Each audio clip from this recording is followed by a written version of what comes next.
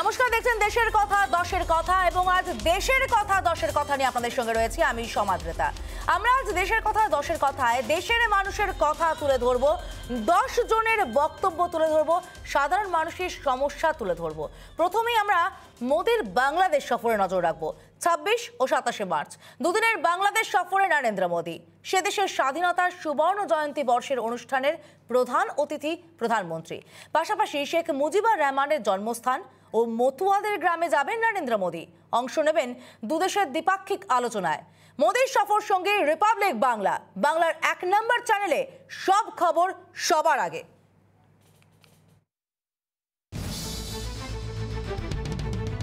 দুদিনের বিদেশ সফর, ঠাসা কর্মসূচি। শুক্রবার প্রতিবেশী রাষ্ট্র বাংলাদেশে প্রধানমন্ত্রী নরেন্দ্র মোদী। ভারতের প্রধানমন্ত্রীকে স্বাগত জানাতে তৈরি বাংলাদেশ। হযরত শাহজালাল আন্তর্জাতিক বিমানবন্দরে নামবেন নরেন্দ্র মোদী। সেখানে তাকে স্বাগত জানাবেন বাংলাদেশের প্রধানমন্ত্রী শেখ হাসিনা। 26 ও 27 মার্চ একগুচ্ছ কর্মসূচিতে অংশ নেবেন মোদী। বাংলাদেশের সফরে মোদীর কর্মসূচি। চলতি বছরে বাংলাদেশের স্বাধীনতার সুবর্ণ জয়ন্তী বর্ষ। সেই অনুষ্ঠানের প্রধান অতিথি ভারতের প্রধানমন্ত্রী নরেন্দ্র মোদী। টুঙ্গিপাড়ায় বঙ্গবন্ধু শেখ মুজিবুর রহমানের জন্মস্থানে যাবেন নরেন্দ্র মোদী। ঘুরে দেখবেন যেখানে শায়িত শেখ মুজিবুর রহমান, সেই বঙ্গবন্ধু মৌসোলিয়াম। ওরাকান্দিতে মতুয়া সম্প্রদায়ের হরিচাঁদ ঠাকুরের জন্মস্থানেও যাবেন মোদী। মোদীর ওরাকান্দিতে যাওয়া বিশেষ তাৎপর্যপূর্ণ। সাতক্ষীরায় মন্দির ও তীর্থস্থান ঘুরে দেখবেন নরেন্দ্র মোদী। বাংলাদেশের মুক্তিযুদ্ধে প্রাণ উৎসর্গ করা শহীদদের শ্রদ্ধা জ্ঞাপন। বাংলাদেশের ন্যাশনাল মার্টিয়ার মেমোরিয়ালে শ্রদ্ধা জানাবেন ভারতের প্রধানমন্ত্রী। দুদেশের দ্বিপাক্ষিক আলোচনাতেও যোগ দেবেন নরেন্দ্র মোদী। দুদিনের বাংলাদেশ সফরে অবশ্যই যেরকম রয়েছে নরেন্দ্র মোদীর একাধিক কর্মসূচি, তার মধ্যে গুরুত্বপূর্ণ অবশ্যই মুজিব সম্মেলন কেন্দ্র, তার মধ্যে অবশ্যই গুরুত্বপূর্ণ জাতীয় স্মৃতিসৌধ, সেখানে যাওয়া এবং দ্বিপাক্ষিক বৈঠক। এর আশেপাশেও আরো কিছু গুরুত্বপূর্ণ কর্মসূচি রয়েছে। মোদী যাবেন সাতক্ষীরার প্রত্যন্ত গ্রামে, একই সঙ্গে যাবেন টুঙ্গিপাড়া এবং সেখান থেকে ওরাকান্দির মতুয়া ভিলেজে। করোনা অতিমারি পরিস্থিতির পর চীনের আরও কাছাকাছি এসেছে বাংলাদেশ। সেই নিরিখে ভারতের প্রধানমন্ত্রীর এই বাংলাদেশ সফর আন্তর্জাতিক কূটনীতির ক্ষেত্রে বিশেষ তাৎপর্যপূর্ণ। করোনা সংকটের পর প্রথম বিদেশ সফরের আগে মোদীর সফরের প্রতিবাদে বাংলাদেশের বামপন্থীদের বিক্ষোভ ভাবাচ্ছে হাসিনা সরকারকে। ভারতের প্রধানমন্ত্রীকে নির্বিঘ্নে স্বাগত জানানোই এখন বড় চ্যালেঞ্জ বাংলাদেশ সরকারের কাছে। প্রধানমন্ত্রী বাংলাদেশ সফরে একমাত্র সঙ্গী রিপাবলিক বাংলা। সব খবর সবার আগে বাংলার 1 নম্বর চ্যানেলে। আর 48 ঘন্টার অপেক্ষা, পশ্চিমবঙ্গের নির্বাচনে বিধান দেবে বাংলার মানুষ। আর সেই নির্বাচনকে কেন্দ্র করে গুরুত্ব পাচ্ছে প্রধানমন্ত্রীর বাংলাদেশ সফর। 27 তারিখ বাংলায় প্রথম দফার নির্বাচন। এরই মাঝে বাংলাদেশে নরেন্দ্র মোদীর সফর হঠাৎই প্রাসঙ্গিক হয়ে উঠেছে এই বাংলার নির্বাচনে।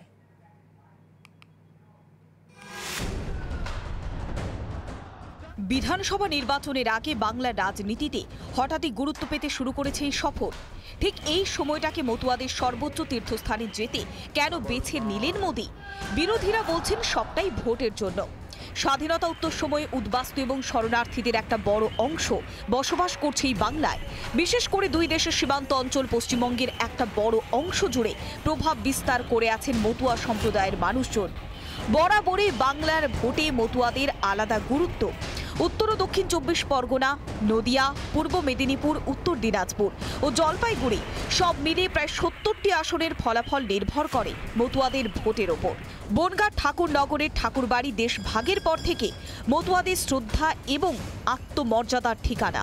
কিন্তু দেশ ভাগের জ্বালা বুকে বয়ে চলা মতুয়াদের সর্বোচ্চ তীর্থস্থান, তাদের ধর্মের প্রবক্তা হরিচাঁদ ও গুরুচাঁদ ঠাকুরের জন্মভিটে ওপার বাংলায়, ওরাকান্দির সেই পবিত্র মাটিতে। মাথা ঠেকানোর অর্থ একসময় ব্রাহ্মণ উচ্চবর্ণের দল বলে পরিচিত বিজেপিকে মতুয়াদের মনে গেঁথে দেওয়া। উচ্চবর্ণের অবহেলা ও ভেদাভেদের বিরুদ্ধে মাথা তুলে দাঁড়াতে মতুয়াদের পথপ্রদর্শক হরিচাঁদ গুরুচাঁদের জন্ম ভিটেতে নরেন্দ্র মোদীর মাথা ঠেকানো তাই কেবল ভোট নয়, তার চেয়ে অনেক বেশি। এ তো গেল মোদীর প্রকাশ্য এজেন্ডা। অনুচ্চারিত লক্ষ্য যথেষ্টই গুরুত্বপূর্ণ। বাংলাদেশ থেকে স্রেফ ধর্মীয় বিদ্বেষের কারণে ভিটে মাটি ছাড়া হওয়া মতুয়ারা পশ্চিমবঙ্গে মাথা গোজার ঠাঁই পেলেও, মাছে ভাতে থাকতে পেলেও নাগরিকের পূর্ণ সম্মান আজও পাননি বলে অনেকের অভিযোগ। বঙ্গবন্ধুকে সম্মান জানানোর সরকারি কর্মসূচির মাঝে হরিচাঁদ গুরুচাঁদের ভিটেতে যাওয়া তাই সেই সম্মানের কথা স্মরণ করাতে। এপার বাংলার মতুয়াদের জন্য মোদী সার নিশ্চিত প্রতিশ্রুতি নাগরিকত্বের সম্মান। সিএএ এর মাধ্যমে সেই মর্যাদা যে একমাত্র বিজেপি দিতে পারে, সেই বিশ্বাস মতুয়া মনে গেঁথে দিতেই মোদির ওরাকাঙ্গি সফর। Bureau report, Republic Bangla. বঙ্গভোটে মতুয়া আবেগ অত্যন্ত তাৎপর্যপূর্ণ, কিন্তু আরও একটা বিষয় বঙ্গভোট এই মুহূর্তে বড় ইস্যু হয়ে উঠতে চলেছে, করোনা। সব রকম স্বাস্থ্যবিধি মানা হবে এই প্রতিশ্রুতি দেওয়ার পরেও কিন্তু সাংস্কৃতিক অনুষ্ঠান বন্ধ করে দেওয়া হচ্ছে, কিন্তু রাজনৈতিক সমাবেশে নেই কোনো কড়াকড়ি। এভাবে কি করোনা রোখা সম্ভব, নাকি ভোট বলে করোনাই নেই?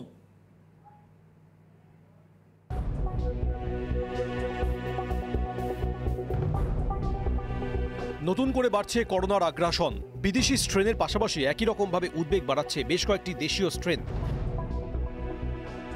এই দেশি বিদেশি স্ট্রেনের জোড়া ফলায় পরিস্থিতি যাতে হাতের বাইরে বেরিয়ে না যায় সেজন্য প্রতিটি রাজ্যকে সতর্ক করেছে কেন্দ্রীয় স্বাস্থ্য মন্ত্রক। কিন্তু ভোটমুখী বঙ্গ চিন্তার কারণ কেন্দ্রীয় স্বাস্থ্য মন্ত্রকের। নির্বাচন কমিশনও বুধবার নিজেদের উষ্মা প্রকাশ করেছে বিভিন্ন রাজনৈতিক দলের মিটিং মিছিল সমাবেশ নিয়ে। বিহারের উদাহরণ তুলে নির্বাচন কমিশনের বক্তব্য, যদি বিহারে নির্বাচনের আগে যথেষ্ট সতর্কতা নেওয়া সম্ভব হয় তাহলে পশ্চিমবঙ্গে অসুবিধা কোথায়? যেভাবে ভিরোমিটারে রাজনৈতিক শক্তির তুলনা চলছে তাতে এই সব সমাবেশই যে সুপার স্প্রেডার হয়ে উঠবে তাদের আশঙ্কা প্রকাশ করেছেন চিকিৎসকরাও। বিন্দু বিন্দু যাতে সিন্ধু না হয়ে যায় সেটা রাজনৈতিক দলের পক্ষ থেকে একটা বার্তা আশা করব যে আপনারা যারা যারা জনসমুদ্র করবেন না, নির্দিষ্ট সংখ্যায় মিছিল মিটিংয়ে আসুন, একটা অল্প সময়ের জন্য মিটিং মিছিল হোক, আর মানুষ একজন আরেকজনের কাছে না এসে যায়, সেই দূরত্ব বিধিটা মেনে চলা, পরিচ্ছন্নতাটা মেনে চলা, আর মাস্ক পরিহিত হয়ে বেরোনো। আশঙ্কার কথা মানছেন রাজনীতিকরাও, তবে তাদের বক্তব্য ভোট বড় বালাই। কমিশন এবার সেটা হচ্ছে 80-র ঊর্ধ্ব যারা আছেন তাদের বাড়ি গিয়ে এসি ব্যালটে ভোট আনানোর ব্যবস্থা করছেন। সেটা একটা ভীষণ ভালো ব্যবস্থা।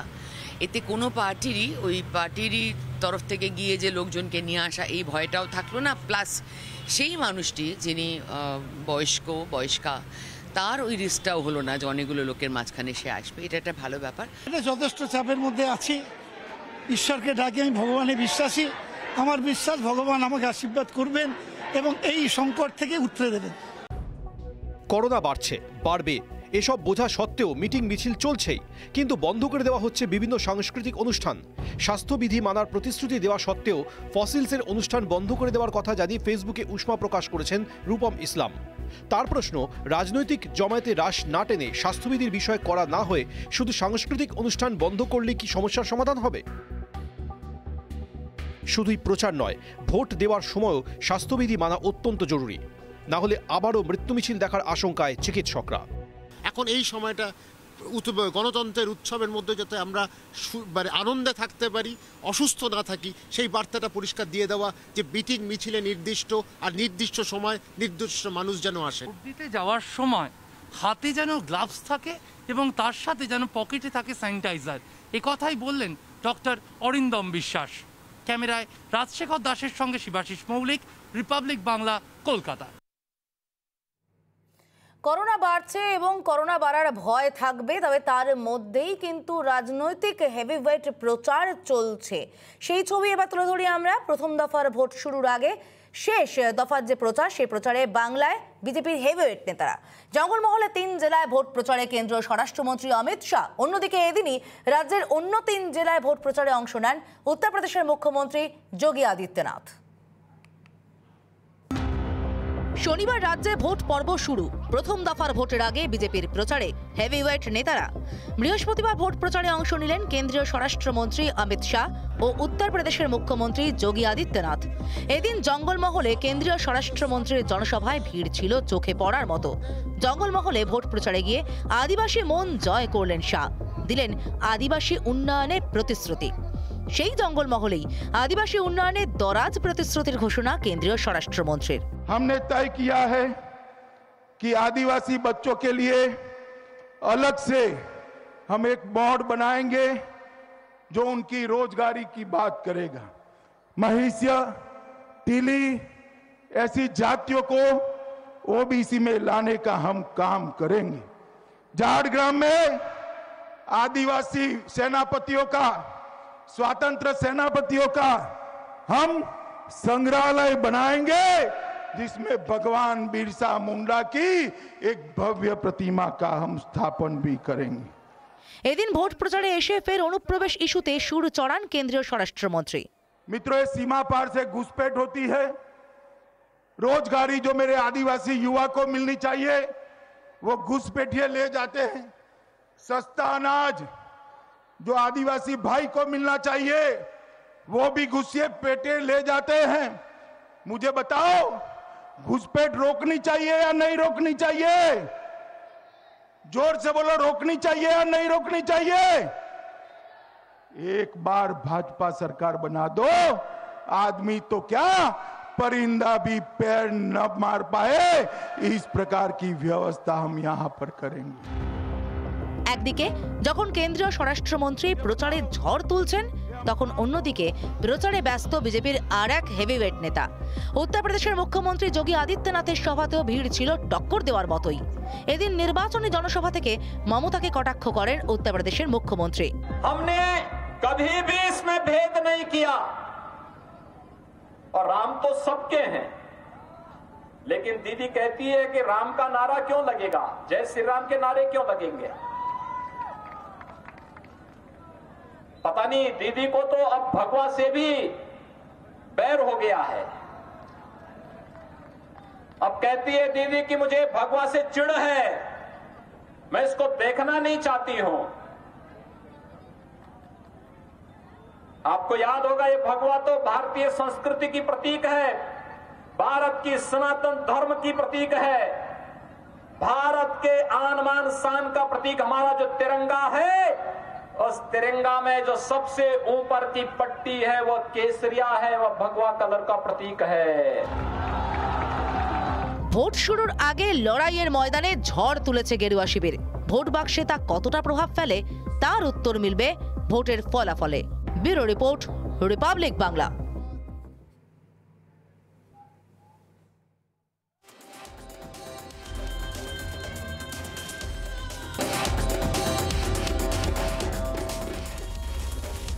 প্রথম দফা শেষ প্রচার এবং শেষ প্রচারে দুর্নীতিকে অস্ত্র করলেন অমিত শাহ। শাহী দাওয়ায় বাংলার মানুষকেই ঠিক করতে হবে তারা স্কিম চান না স্ক্যাম।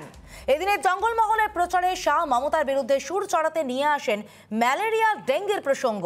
তৃণমূলকে কার্যত মহামারীর সঙ্গে তুলনা করেন তিনি। অন্যদিকে চুপ থাকেননি মমতাও। পাথর প্রতিমা থেকে এদিন ফের মোদী শাহ জুটিকে তীব্র আক্রমণ করেছেন মমতা।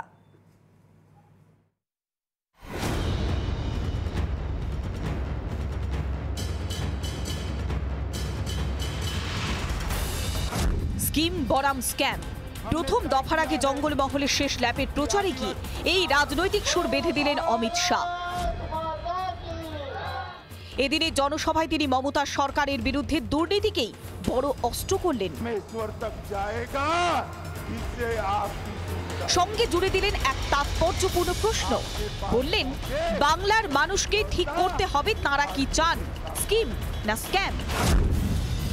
मोदी जी 115 स्कीम लेकर आए हैं और दीदी 115 स्कैम लेकर कौभांड लेकर आई।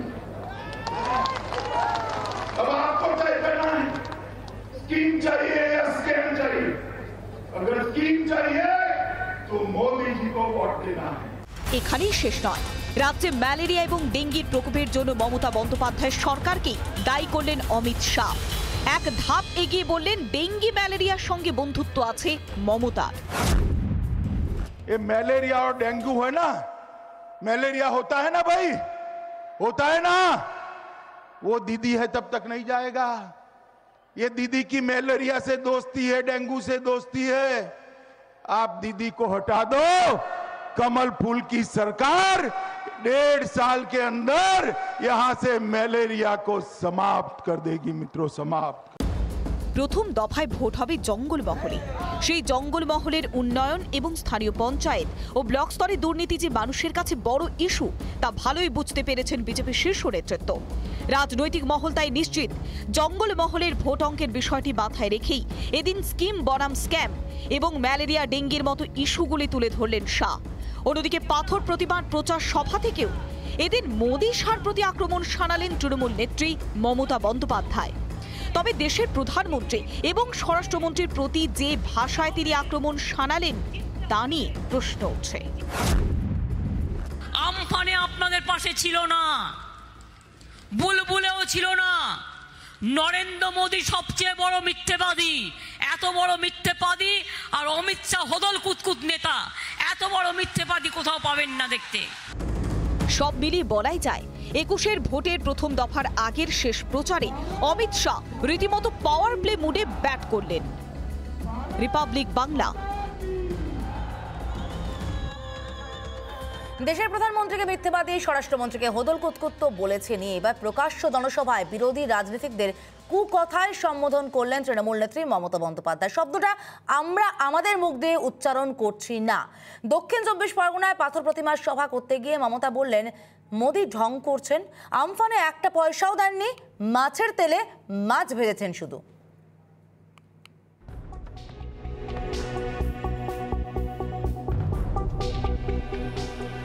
আমফানের মতো বড় বিপর্যয়ে কিছু ভুলচুক তো হতেই পারে।